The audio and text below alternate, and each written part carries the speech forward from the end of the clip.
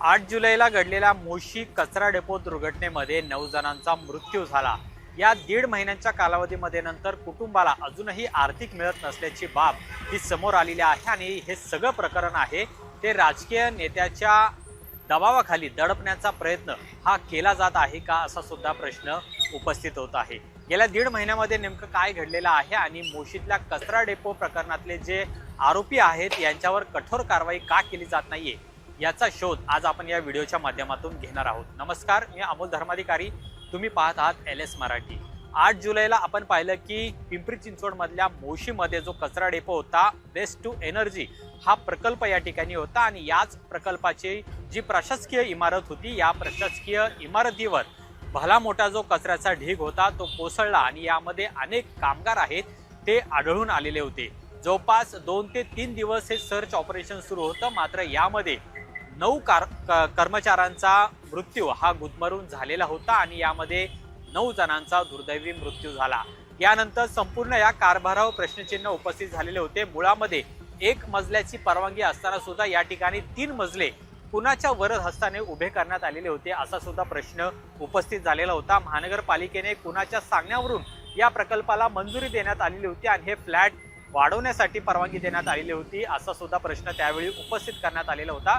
राज्याचे मुख्यमंत्री देवेंद्र फडणवीस, उपमुख्यमंत्री आणि पुणे जिल्ह्याच्या पालकमंत्री सुनेत्रा पवार आणि त्याचबरोबर मंत्री गिरीश महाजन यांनी सुद्धा या घटनास्थळाला भेट दिलेली होती आणि यामध्ये जे दोषी असतील त्यांना सोडणार नाही अशा पद्धतीची भूमिका सरकारने घेतलेली होती। मात्र दीड महिन्यामध्ये अजूनही या संपूर्ण प्रकरणामध्ये जे मुख्य आरोपी आहेत त्यांच्यापर्यंत पोहोचण्यात मात्र प्रशासनाला अपयश आल्याचं पाहायला मिळते।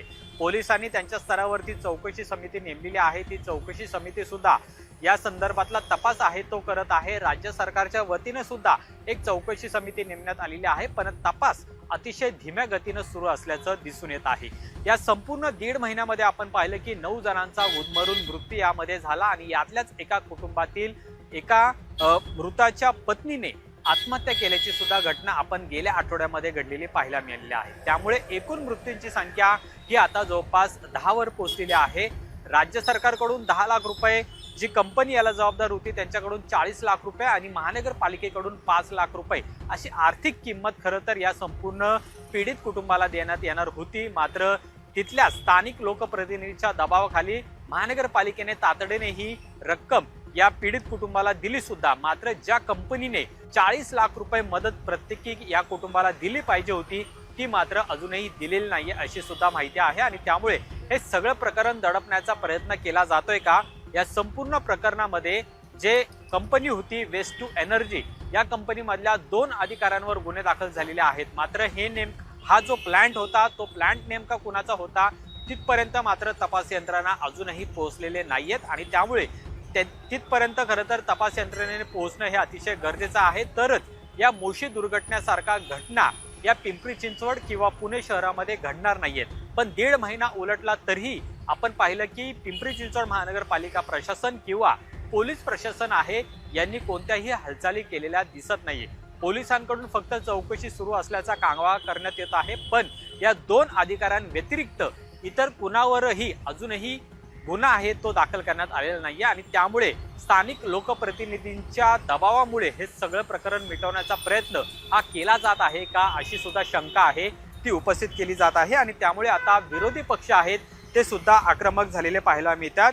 8 जुलैला ही घटना घडलेली होती, 2 ते 3 दिवस सर्च ऑपरेशन सुरू झालेलं होतं आणि जी माहिती त्यावेळेस समोर आलेली होती त्यानुसार वेस्ट टू एनर्जी ही प्रशासकीय इमारत जी उभी करण्यात आलेली होती त्यामध्ये फक्त पहिल्या मजल्यालाच अधिकृत परवानगी होती, मात्र त्यानंतरचे जे 2 मजले यामध्ये चढवण्यात आलेले होते ते अनधिकृत होते आणि त्याला सुद्धा परवानगी नेमकी कुणी दिलेली होती, कुणाच्या वरद हस्ताने हे सगळं सुरू होतं असा सवालही त्यावेळेस उपस्थित झालेला होता। पण अजूनही तपास यंत्रणा याच्या खोलावर गेलेले नाहीत आणि त्यामुळे नक्कीच यामध्ये राजकीय वास यायला आता सुरुवात झालेली आहे, कारण दीड महिना आता उलटलेला आहे तरी सुद्धा ठोस कारवाई यामध्ये झालेली नाहीये।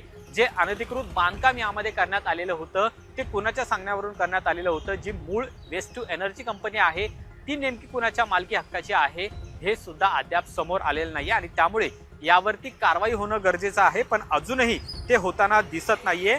त्यावेळी सुद्धा मुख्यमंत्री म्हणाले होते की दोषींना यामध्ये सोडलं जाणार नाहीये, पण अजूनही आपण पाहतोय की 2 अधिकाऱ्यांव्यतिरिक्त इतर कुणावरही गुन्हा दाखल करण्यात आलेला नाहीये किंवा तपास यंत्रणा या तिथपर्यंत पोहोचलेल्या नाहीयेत। राजकीय लोकांच्या वरद हस्तामुळेच हे सगळं घडलेलं आहे असं सातत्याने आरोप हा कुटुंबियांकडून करण्यात येत होता। मात्र त्या दृष्टीने सुद्धा तपासाच्या हालचाली आहेत त्या झालेल्या दिसत नाहीये आणि त्यामुळे मोशीसारखी दुर्घटना ही आणखीन इतर ठिकाणी घडायची वाट ही प्रशासन पाहते का असा सुद्धा सवाल आहे तो उपस्थित झालेला आहे।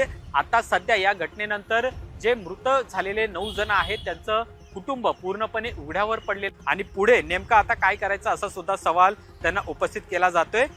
पैसे देऊन भागणार नाहीये, जे दोषी यामध्ये असतील त्यांच्यावर कठोर कारवाई करावी अशी मागणी सातत्याने कुटुंबाकडून ही सुद्धा करण्यात येत आहे। आणि दुसरीकडे जसं पहिल्यांदा मी उल्लेख केला की पहिला मजला हा अधिकृत होता, त्याच्या वरचे जे 2 मजले चढवण्यात आलेले होते त्याला मात्र परवानगी कुणी दिलेली होती आणि इतक्या लवकर हे बांधकाम कुणाच्या सांगण्यावरून करण्यात आलेलं होतं असे अनेक प्रश्न आहेत ते सध्या उपस्थित झालेले आहेत।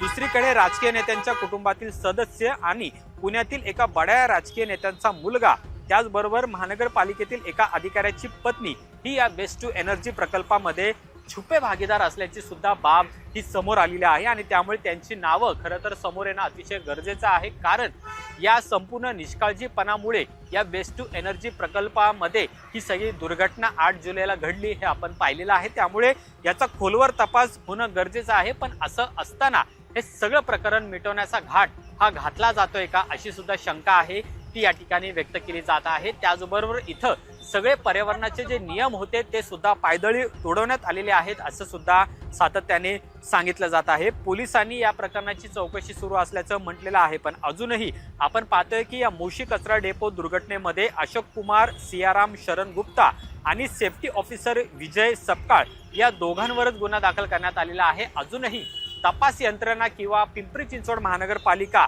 मुळापर्यंत पोहोचलेली नाही आणि त्यामुळे खरंच हा तपास योग्य दिशेने सुरू आहे का असा सुद्धा सवाल आहे तो सुद्धा उपस्थित केला जात आहे। पण पोलिसांकडून मात्र याबद्दलची कार्यवाही सुरू असल्याचं सांगितलं जात आहे।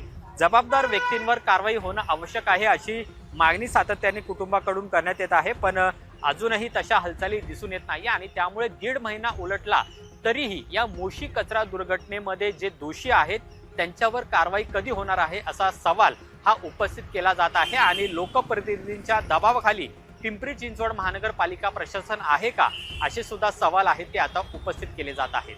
आजच्या या व्हिडिओमध्ये इथेच थांबूया। तुम्ही पाहत राहा LS मराठी। कॅमेरामन रोहित वनकटेसह अमोल धर्माधिकारी, पुणे।